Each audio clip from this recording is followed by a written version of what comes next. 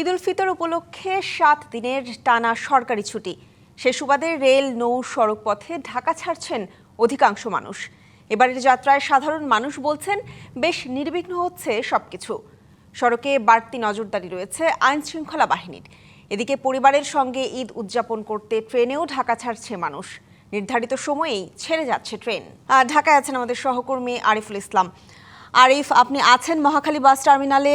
গতকাল থেকেই তো আসলে ঈদের যেই টানা ছুটি সেটি শুরু হয়ে গিয়েছে এবং আমরা গতকালও দেখেছি যে ঢাকা ছাড়তে শুরু করেছে মানুষ। আজকে আপনি আছেন মহাখালী বাস টার্মিনালে, সেখানে যাত্রীর চাপ কেমন দেখছেন জানাবেন। ঈশিতা, আমি যদি গতকাল পর্যন্ত জানাতে চাই যে যাত্রীর চাপটা কেমন, সন্ধ্যার পর কিছুটা বেড়েছে, কিন্তু আজকে সকাল নাগাদ যে যাত্রীর যে চাপটা মহাখালী বাস টার্মিনালে তাদের যাত্রীদের উপস্থিতি দেখলেই বোঝা যাচ্ছে যে আসলে ঈদ চলে এসেছে ঘরের কোনায় বা ঘরের দরজায়। তো সেই বিষয়টা কিন্তু আসলে এই প্রেক্ষাপটটা ঠিক ইউনাইটেড যে ঢাকা ময়মনসিংহ ট্রান্সপোর্ট যে কাউন্টার, সেই কাউন্টারের সামনে নন এসি এসি বাসের জন্য অপেক্ষা করছেন। সকাল 7টার বাস এখনও মহাখালীতে আসেনি। কর্তৃপক্ষ বা কাউন্টার কর্তৃপক্ষ বলছে যে রাস্তায় ঢাকা ময়মনসিংহ রোডে যানজটের কারণে বিলম্ব হচ্ছে বা দেরিতে আসছে, সেই বিষয়টা কিন্তু জানাচ্ছে না। এবং কি তারা দীর্ঘ সময় অপেক্ষা করছেন, কেউ 1 ঘন্টা, কেউ আধা ঘন্টা ধরে তারা অপেক্ষা করছেন। তবুও এত কষ্ট, এত ভোগান্তির পরেও প্রিয়জনের সান্নিধ্যে পাওয়ার জন্য যে তারা এই 7 দিনের ছুটি পেয়েছেন, তাই তারা আসলে ফিরছেন রিটার্নে। এবার নগদে পাচ্ছেন হেলিকপ্টার অফার, তাই কেনাকাটার পেমেন্ট নগদে করুন আর বুঝে নিন 2000 টাকারও বেশি ক্যাশব্যাক সহ হেলিকপ্টার রাইড। পেমেন্ট শুরু করুন আজই।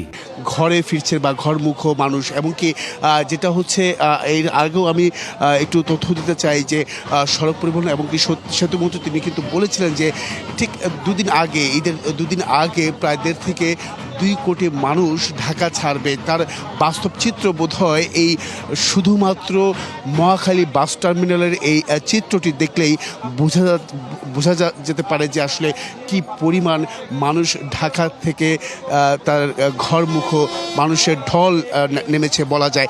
এবং কি এখানে দীর্ঘ সময় অপেক্ষা। আমি একটু জানতে চাই আপনার কাছে যে কতক্ষণ ধরে আপনি অপেক্ষা করছেন? আমি 2 ঘন্টার উপরে ধরে অপেক্ষা করতেছি। 2 ঘন্টার উপরে ধরে অপেক্ষা করতেছি। আমার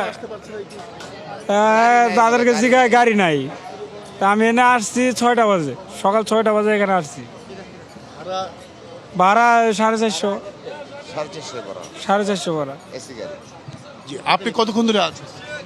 আমি পায়ে আইছি, কিছুক্ষণ আগে আইছি। জি, দেখতে পাচ্ছেন আসলে যাত্রীর চাপটা।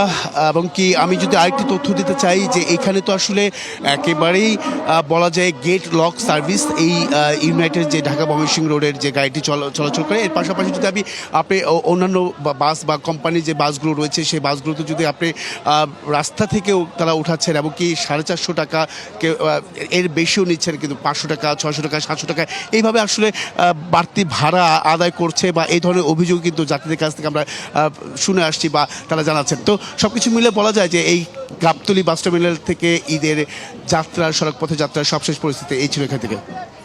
আরিফ, আপনাকে ধন্যবাদ।